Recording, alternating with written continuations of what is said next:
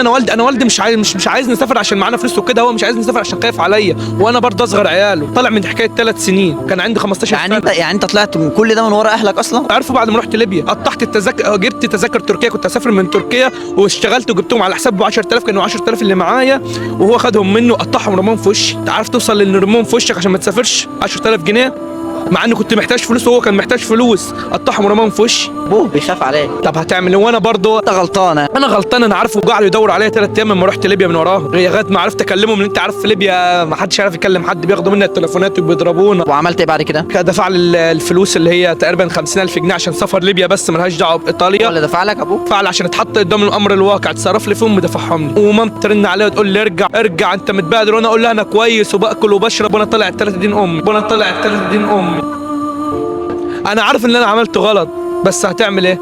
اللي شايفينه لاخواتنا اللي اكبر مننا طالعين ديك اللي جابهم مش عارفين يعملوا اي حاجه، عشان كده مش عايزين نطلع. وجيت على ميلانو ارن على قرايبي مش بيفتحوا عليا، ارن على واحد وانا في شيشيليا لما رمينا على المحطه، رنيت على ناس قرايبي قلت لهم ابعت لي التذكره عشان اقدر اجي ميلانو.